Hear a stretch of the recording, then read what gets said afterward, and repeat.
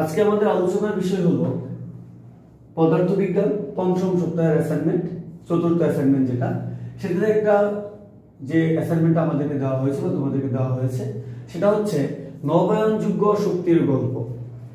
এটা মানে হচ্ছে যে সকল শক্তি নবায়ন করা যায় তাদের মধ্যে এখানে উল্লেখ করা হয়েছে জলবিদ্যুতের কথা। যে জলবিদ্যুৎ একটি প্রাচীনতম পদ্ধতি, আর এই পদ্ধতিতে আমরা বিভিন্ন দিক বিবেচনা করে খুব সহজে আমরা কি জলবিদ্যুৎ উৎপাদন করতে পারি। তবে বর্তমান সময়ে বাংলাদেশের জন্য যদি আমরা চিন্তা করি তাহলে বাংলাদেশ একটি নদীমাতৃক দেশ, পানির কোনো অভাব নাই। তাহলে সেই হিসেবে আমাদের এই জলবিদ্যুৎ থেকে বিদ্যুৎ উৎপাদনের যে সম্ভাবনাটা সেটা বাংলাদেশে করলে কেমন হয়, এই রিলেটেড কিছু গল্প এখানে দেওয়া আছে। এবার যে প্রথম প্রশ্নটা করা হয়েছে যে চিত্রের কোন অবস্থানে জলের ন্যূনতম বিভব শক্তি রয়েছে। আমরা জানি বিভব শক্তি ইপি ইকুয়াল হলো mgh, আর MEP-টা হলো উচ্চতা বা গভীরতার সমানুপাতিক। তো যেখানে বিভব শক্তির মান বেশি হবে সেখানে উচ্চতা যদি বেশি হয় তাহলে বিভব শক্তির মান বেশি হবে, উচ্চতা যদি কম হয় বিভব শক্তির মান কম হবে।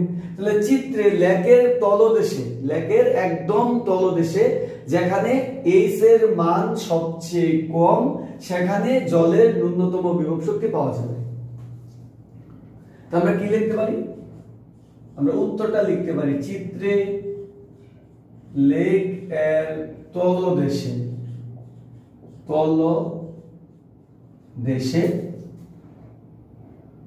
জলের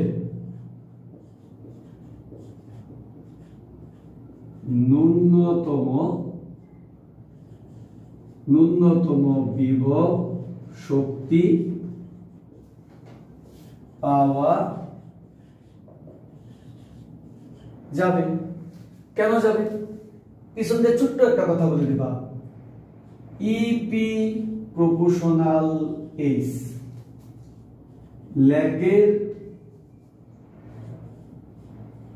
লেকের তলদেশে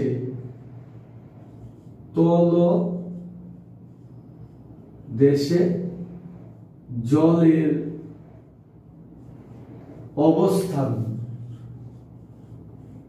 অবস্থান সর্বনিম্নে, তাই সেখানে বিভব শক্তির মান ন্যূনতম হবে। বিভব শক্তির মান ন্যূনতম হবে বা সবচেয়ে কম হবে, ন্যূনতম হবে। বাস, ক নম্বরের উত্তর শেষ। এখন আমরা খ নম্বরে চলে যাব। আমরা খ নম্বরে দেয়া আছে কিছু তথ্য দেয়া আছে, একটু খেয়াল করি। দেয়া আছে যে পানির হারানো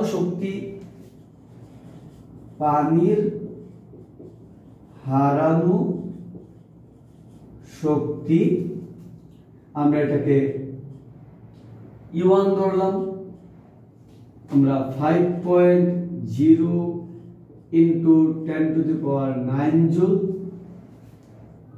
উৎপাদিত বিদ্যুৎ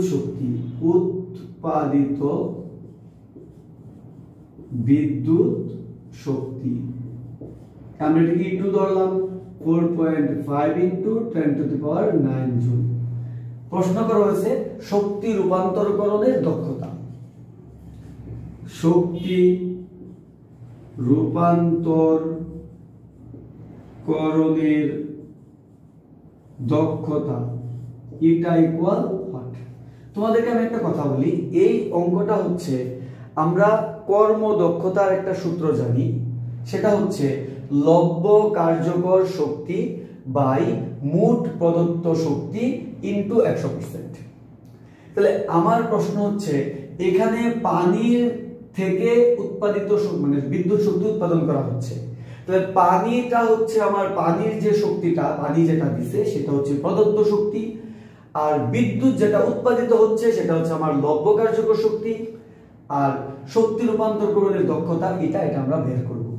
আমরা সূত্রটা আগে একটু লিখে ফেলি, তারপর আমরা এটা লিখব। আমরা জানি কর্মদক্ষতা ইকুয়াল লব্ধ কার্যকর শক্তি। যদি এখানে ক্ষমতা থাকতো আমরা ক্ষমতা লিখতাম, শক্তি বলা হয়েছে শক্তি, বাই মোট প্রদত্ত শক্তি ইনটু 100%। তা আমার প্রশ্নটা হচ্ছে যে যেহেতু এখানে পানির বিভব শক্তি কাজে লাগিয়ে বিদ্যুৎ শক্তি উৎপাদন করা হয়েছে, তাই আমরা এখানে পানি থেকে যেটা হারাইছি শক্তি সেটা হচ্ছে আমার মোট প্রদত্ত শক্তি ওই সিস্টেমে, আর যে বিদ্যুৎটা আমরা পাইছি সেটা হচ্ছে সিস্টেম থেকে লব্ধ কার্যকর শক্তি, আর দুটার অনুপাতের শতকরা পরিমাণটা হচ্ছে আমার কর্ম দক্ষতা। তাহলে আমরা ইচ্ছে করলে এটাকে ইটা ইকুয়াল লব্ধ কার্যকর শক্তিকে আমি প্রকাশ করছি যেটা উৎপাদিত, যেটা এটা আমার লব্ধ E2, আর মোট প্রদত্ত যেটা সেটা হচ্ছে আমার E1 ইনটু 100%। এই হচ্ছে আমার সূত্রের ফরম্যাট। এখন আমরা যে কাজটা করতে পারি, আমরা মানগুলো বসায় দিতে পারি, বা ইটা ইকুয়াল E2 এর মান হচ্ছে 4.5 into 10 to the power 9 joule, আর E1 এর মান হচ্ছে 5.0 into 10 to the power 9 joule. কারণ যেটা পাইছি সেটা উপরে, যেটা দিছিলাম মানে হারাইছি সেটা নিচে, ইনটু 100%। আমরা যদি এটাকে ক্যালকুলেশন করি 4.5 ইনটু 10 টু দি পাওয়ার 9 বা 5.0 into 10 to the power 9 into 100%, 90% আসে। সুতরাং ইটা ইকুয়াল 90%। তো এটা হচ্ছে আমার শক্তি রূপান্তরকরণের হার। তাহলে আমরা উত্তরটা লিখে দেব। সুতরাং শক্তি রূপান্তরকরণের দক্ষতা ইটা ইকুয়াল 90%। তার মানে পানিতে যে পরিমাণ বিভব শক্তি ছিল তার প্রায় 90% শক্তি, প্রায় না টোটাল 90% শক্তি বিদ্যুৎ শক্তিতে রূপান্তরিত হয়েছে। তাহলে প্রশ্ন হতে পারে স্যার বাকিটা কি হয়েছে? বাকিটা আমাদের এখানে প্রশ্নে চাই নাই, বাট তোমাদের বোঝার জন্য আমি বলে দিচ্ছি বাকি শক্তিটা অপচয় হয়ে গেছে।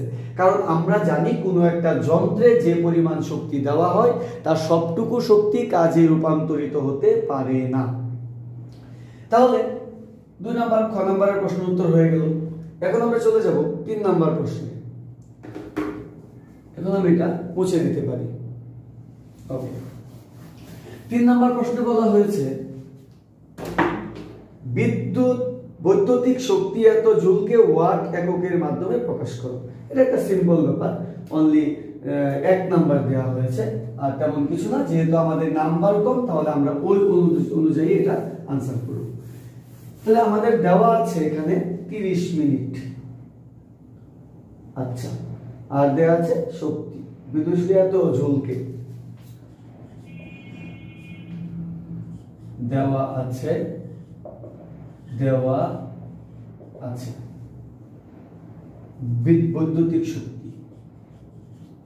বৈদ্যুতিক শক্তি E ইকুয়াল,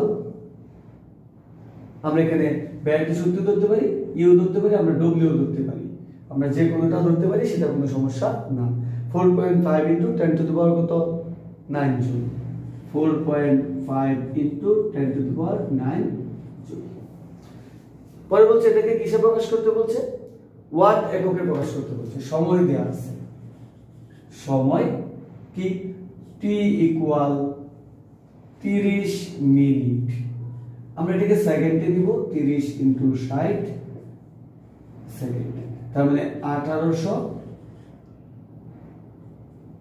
সেকেন্ড।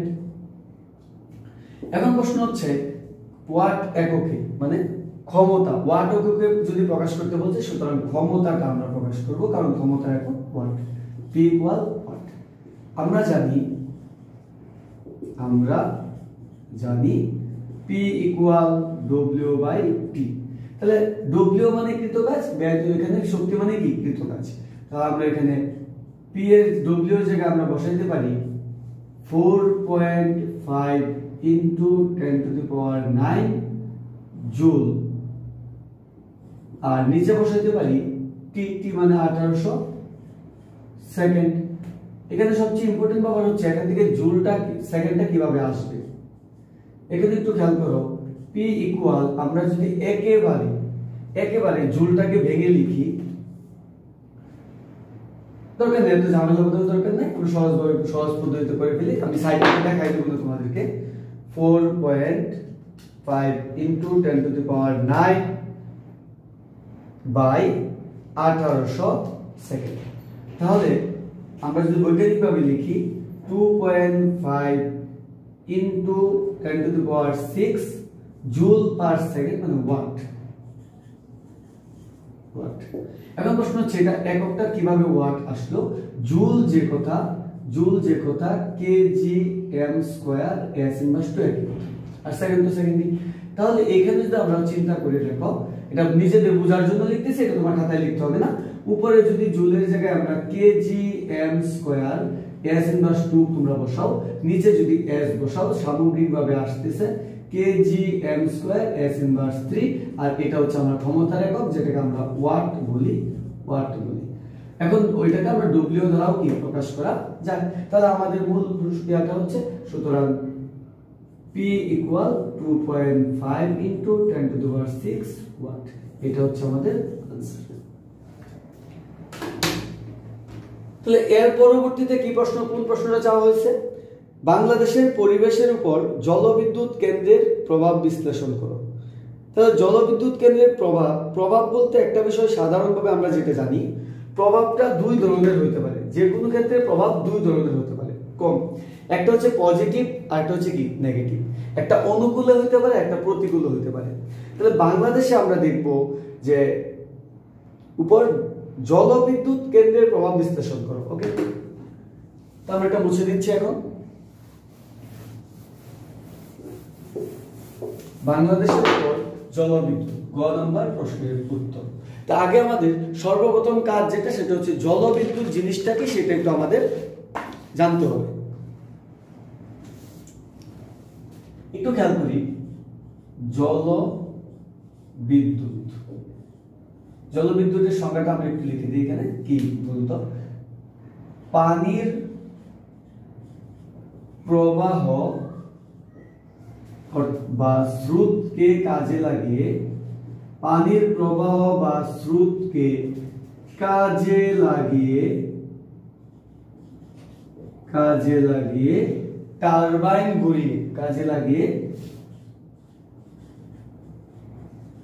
টারবাইন ঘুরিয়ে যে বিদ্যুৎ উৎপাদন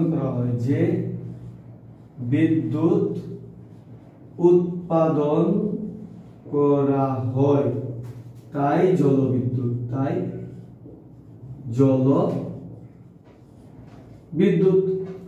এখন প্রশ্ন হচ্ছে যে পরিবেশের উপর, বাংলাদেশের পরিবেশের উপর জলবিদ্যুৎ কেন্দ্রের প্রভাব বিশ্লেষণ করা। বাংলাদেশের পরিবেশের উপর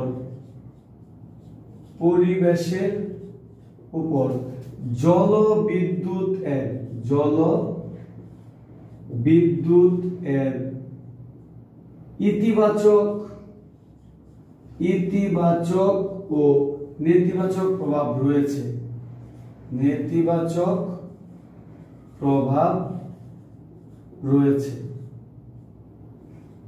নিচে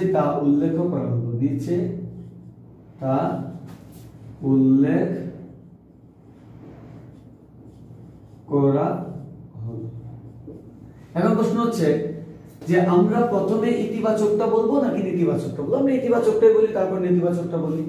প্রথমে হচ্ছে ইতিবাচক প্রভাব। জলবিদ্যুতের ইতিবাচক বলতে এখানে ভালো দিকগুলো বোঝানো হচ্ছে। জলবিদ্যুতের ইতিবাচক প্রভাব কোথায়?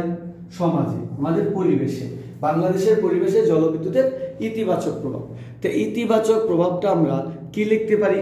ইতিবাচক প্রভাবের মধ্যে সবচেয়ে হচ্ছে যে জলবিদ্যুৎ হলো নবায়নযোগ্য একটা শক্তি। জলবিদ্যুৎ হলো নবায়নযোগ্য শক্তির অন্যতম একটা উৎস, শক্তির অন্যতম একটি। অর্থাৎ জলবিদ্যুৎ হলো নবায়নযোগ্য শক্তির অন্যতম একটি, অর্থাৎ এই জলবিদ্যুৎটা নবায়নযোগ্য শক্তির অন্যতম একটি। কারণ এটা একটা ভালো দিক, কারণ নবায়নযোগ্য শক্তি কখনো শেষ হয় না, নবায়নযোগ্য শক্তিগুলো কখনো কি হয় না, শেষ হয় না।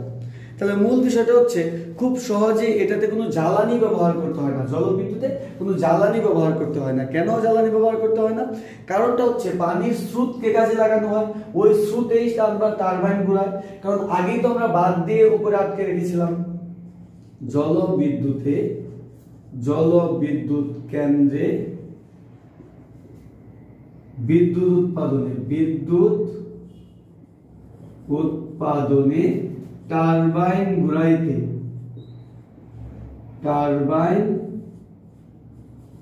ঘোরাতে জ্বালানি ব্যবহার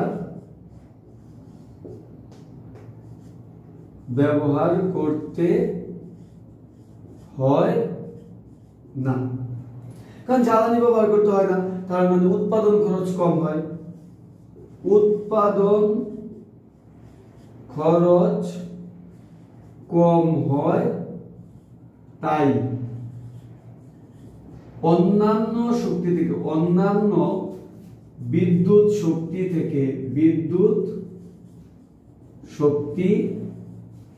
থেকে জলবিদ্যুৎ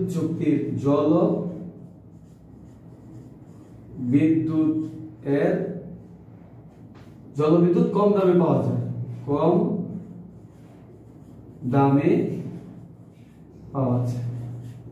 অর্থাৎ উৎপাদন খরচ কম হয়, তাই অন্যান্য বিদ্যুৎ শক্তি থেকে জলবিদ্যুৎ আমরা কি আরো কম শক্তি থেকে পাওয়া যায়।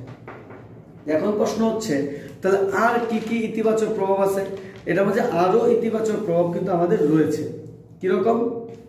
যে জলবিদ্যুৎ যে প্রকল্পটা আছে এটাতে রাসায়নিক শক্তির কোনো ব্যবহার নাই, বা ক্ষতিকারক কোনো রাসায়নিক পদার্থ ব্যবহার করা হয় না। জলবিদ্যুৎ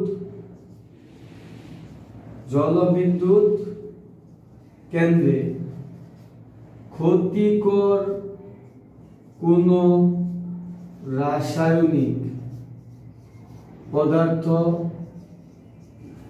ব্যবহার হয় না।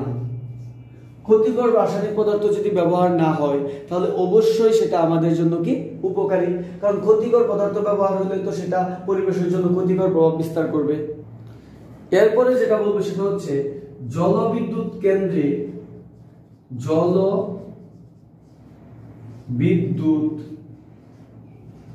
কেন্দ্রে পানি জমা করে রাখা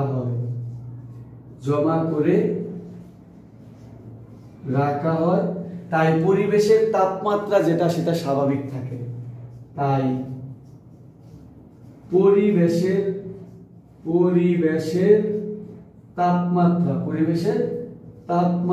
স্বাভাবিক থাকে,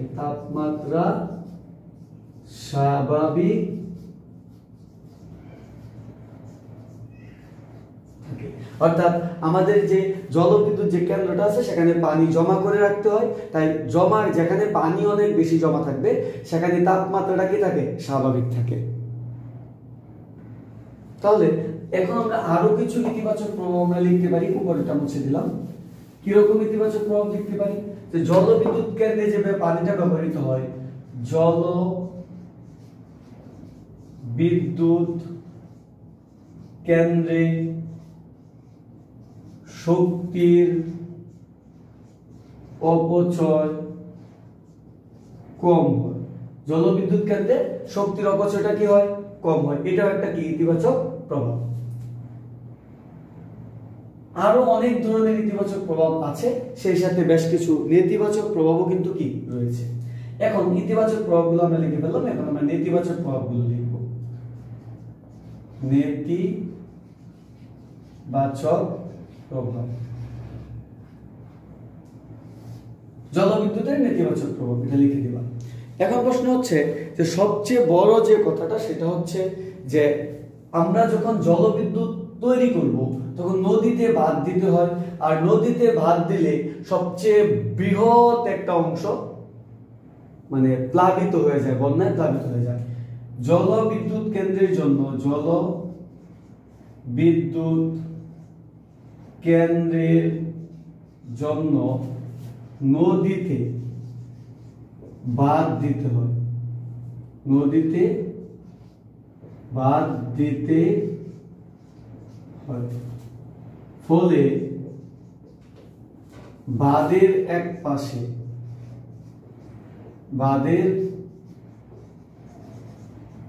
পাশে প্লাবিত হয়ে যায়, পানি জমা হয়ে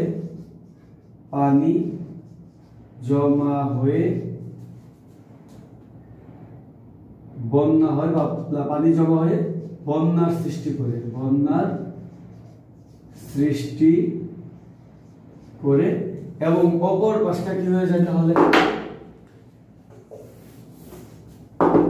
এবং অপর পাশে খরার সৃষ্টি হয়,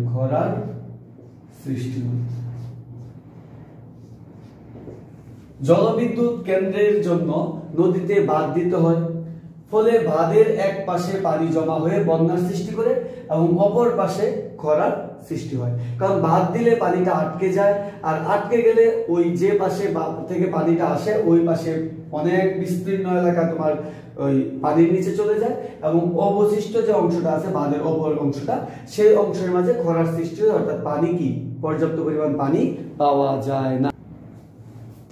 2 নম্বর নেতিবাচক প্রভাব হচ্ছে জলবিদ্যুৎ কেন্দ্র স্থাপনের জন্য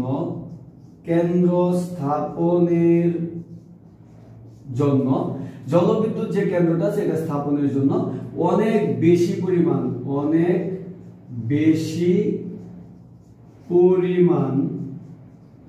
জায়গার প্রয়োজন হয়।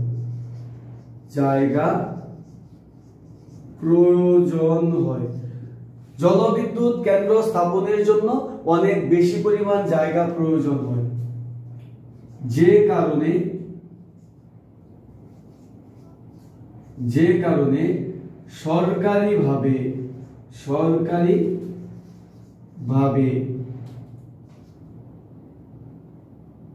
ভূমি অধিগ্রহণ বলতে পারি আমরা এটাকে, সরকারিভাবে ভূমি নিয়ে নেওয়া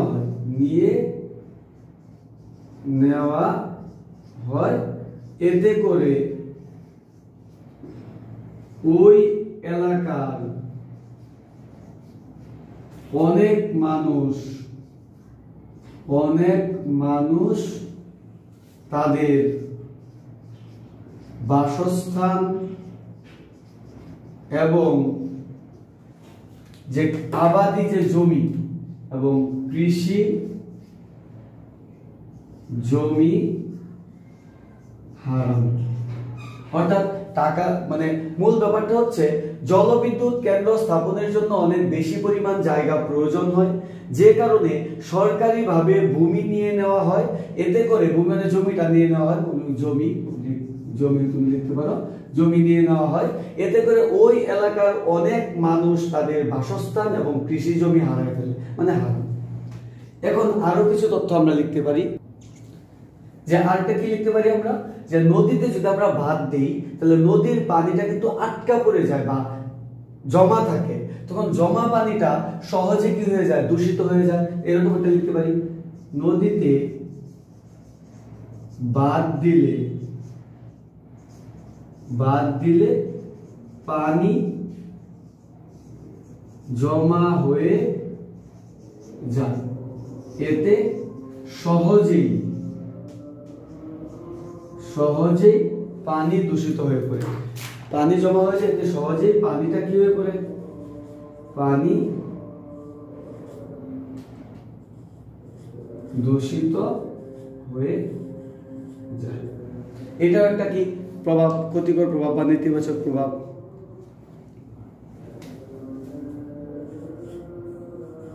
এই দূষিত পানি কাদের জন্য হুমকি স্বরূপ? এই দূষিত পানি জলজ প্রাণী এবং মাছের জন্য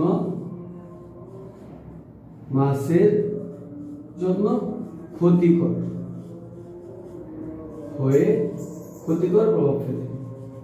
প্রভাব ফেলে। বাস, এই তথ্যগুলো তোমরা যদি দিয়ে দাও তাহলে উত্তর সঠিক হয়েছে। অর্থাৎ জলবিদ্যুৎ কেন্দ্রের মধ্যে যে বাঁধটা দেই, নদীতে যে বাঁধটা দেওয়া হয়, সেই বাঁধের কারণে পানিটা জমা হয়ে যায়, এতে সহজেই পানি দূষিত হয়ে যায়। তাই দূষিত পানি জলজ প্রাণী এবং যে মাছগুলো থাকে তাদের জন্য ক্ষতিকর প্রভাব ফেলে। এরপরে যে বিষয়টা আমরা আলোচনা করবো সেটা হচ্ছে 9 নাম্বার প্রশ্ন। সেই প্রশ্নটাতে কি বলা হয়েছে? সেই প্রশ্নটাতে বলা হয়েছে যে জলবিদ্যুৎ কি ধরনের শক্তি? জলবিদ্যুৎ একটি নবায়নযোগ্য শক্তি। এরূপ অন্যান্য শক্তির অর্থনৈতিক, সামাজিক ও পরিবেশগত প্রভাব বর্ণনা করে একটি চার্ট তৈরি করো। মানে একটা ছক তৈরি করতে বলা হয়েছে। আমরা এখন এটা মুছে দিলাম।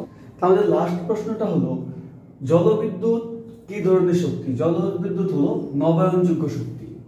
এখন বলছি এরূপ আরো অন্যান্য শক্তির অর্থনৈতিক, সামাজিক ও পরিবেশগত প্রভাব চার্টের মাধ্যমে দেখাইতে বলছে। আমরা বললাম যে নবায়নযোগ্য শক্তি হলো জলবিদ্যুৎ একটা শক্তি। এরূপ অন্যান্য নবায়নযোগ্য শক্তি হলো সৌরশক্তি, বায়ু শক্তি, বায়োমাস শক্তি, ভূতাপীয় শক্তি, বায়ো ফুয়েল ইত্যাদি। এদের অর্থনৈতিক, সামাজিক ও পরিবেশগত প্রভাব নিচে চার্টের মাধ্যমে দেখানো হলো। তো আমরা এখন ছকটা একটু পুরোপুরি ভাবে দেখব যে আমাদের শক্তির নাম, যে সবগুলো নবায়নযোগ্য শক্তি, জলবিদ্যুতের মতো অন্যান্য নবায়নযোগ্য শক্তি হলো সৌরশক্তি, বায়োমাস শক্তি, বায়ো ফুয়েল, ভূতাপীয় শক্তি। এই শক্তিগুলোর অর্থনৈতিক প্রভাব কি, সামাজিক প্রভাব কি, পরিবেশগত প্রভাব কি, এই প্রভাবগুলো এখানে আলোচনা করেছি। সৌরশক্তি, সোলার প্যানেল যেটা আছে, স্থাপন ব্যয় বেশি হয়, আবহাওয়ার উপর নির্ভরশীল করে। আরো কথা এড করতে পারি যে সোলার যে প্যানেলগুলো, এগুলো আমরা স্থাপন যে ব্যয়, মানে আমরা যেটা স্থাপন করব, এই সিস্টেমটা যে তৈরি করবো, এটার ব্যয় বেশি হবে। এবং সিস্টেম তৈরি করলেই যে তুমি বিদ্যুৎ শক্তি পাবা তা কিন্তু না, আবহাওয়ার উপরও এটা নির্ভরশীল হবে। সামাজিক প্রভাব, সৌরশক্তির ব্যবহার নিজের বাসাবাড়িতেই নিজস্ব খরচে করা যায়। তুমি চাইলে তোমার বাড়ির ছাদে তুমি এটা তৈরি করতে পারো, তোমার টিনের চালার উপর এটা সেট করতে পারো, তোমার এদিকটা সামাজিক কোনো প্রভাব নেই।